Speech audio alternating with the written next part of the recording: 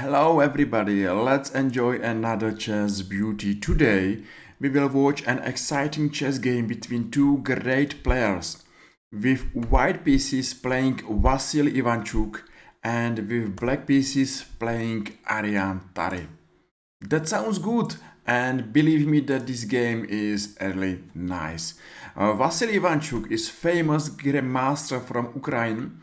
People love him because he plays very creative chess and often surprises his opponents with unusual ideas. He has beaten many world champions including Garry Kasparov and Magnus Carlsen. Tari is a young and talented chess player from Norway. He became a grandmaster at the age of just 16. Arian is known for being brave, playing aggressively and having excellent tactics. This game will show you the experience and creative of Ivanchuk against the energy and brave of Tari. Let's enjoy the exciting battle on the chessboard. As I told you, Vasil Ivanchuk is playing with white pieces and Tari is playing with black pieces. This game was played on 2024 in Jerba Masters. And don't be sad that now we are nearly at the end game, because even without the queens, Vasil Ivanchuk is able to play amazing chess games. So a6 and bishop c4. What to say about this position? I believe that white's got a slight edge. And why? Let's see how many pieces has white in the game and how not many pieces has a black in the game. So black is behind and black has to be careful not to face a big difficulties in a close future. b5 makes sense, and now knight d7. f3, of course this pawn should be a weakness, so why not to defend this pawn, and mainly why not to say this knight, okay, you have no future in my game, because after move f3 no more moves in the center for this knight, and still I think that this position is quite difficult for black, because black has to go for counter-attack, at least in the endgame has to be active. But it's not easy to be active against Vasil Ivanchuk. Knight e5 sounds good, bishop f2 and bishop b4. I believe that the most important time of this game is right now.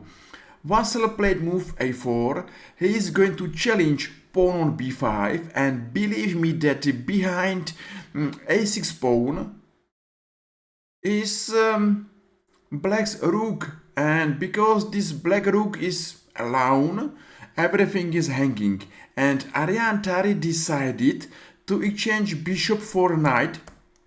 But what is important is exactly this picture. White is enjoying two bishops advantage, and believe me or no, two bishops are strong in the open position and they are the strongest in the endgame. And we are in the open position and exactly we are in the endgame. So this position is going to be worse and worse, and now maybe it's even lost for black. Why? Not only because of two bishops, but because of strong pass pawn. Believe me that the pass pawns are the most typical winning plans. So what's the plan? Just push c3 to c4, 5, 6, 7, 8, and that's it. And you will see how Vasil Ivanchuk is going to play this position. Don't worry. Looks like white lost a pawn, but these double pawns on a6 and a4, they are weak and they are target for white's active pieces. So okay, bishop g3, Vasil is going to be immediately active and aggressive, and he's attacking knight on e5. Tari played knight c6. That's a good and that's a stronger than knight g6. Why? Because bishop d6 is a super strong piece on d6, and black is facing difficulties how to play this position, because move by move I believe that white is improving his position. In meantime, black is facing bigger and bigger difficulties, hard position. And of course, just imagine that you are playing against Vasily Ivanchuk, a legendary Chuki, and now your position is terrible hard. So knight c6 happened, and Vasil take back a pawn. So now no one is ahead of material, and both players have pass pawns. But pawn on a6 is not super strong, and I believe that maybe is super weak. And white's pass pawn on c3 right now, it's not a danger pawn, but you will see how Vasil is going to play this position, and maybe this is something what is good to follow. It's good to understand how pass pawns are strong, how they are powerful, and how to play with pass pawns. So short castle and rook d6. Okay, that's a threat. Maybe e5 and bishop on d7 is hanging. So because of this bishop c8, rook a8, attack pawn on a6 and rook b8. Okay, c4, and let's push a pawn for second time, few more threats, and right now white is ready to push again. And if you remember this pawn on a c3, yes, I told you, not a danger, not strong, but after next two moves, what about pawn on c5?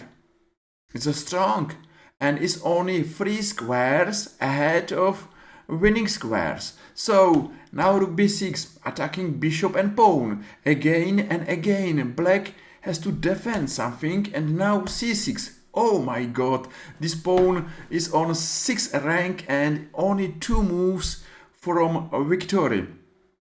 Again, let's come back because that's amazing. Right now, c3 pawn, it's not a danger. Now it's stronger. After few more moves, it's even stronger, and here it's nearly winning, and that's the best way how to play chess. You know, let's understand how pass pawns are powerful, how they are great, and how it's important to push pass pawns forward.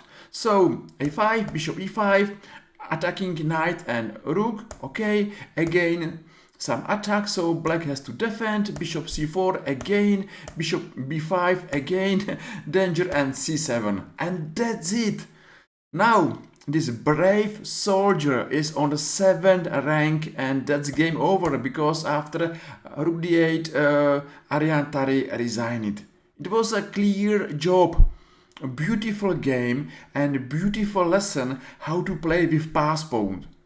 I hope that you enjoyed this game.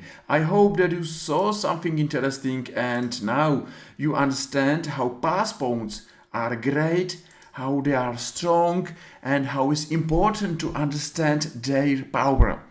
At the end of this video, I really thank you for your time, thank you for your attentions, and I believe that you enjoyed. And if yes, feel free and press like or press follow and stay by me. And see you tomorrow. Bye bye.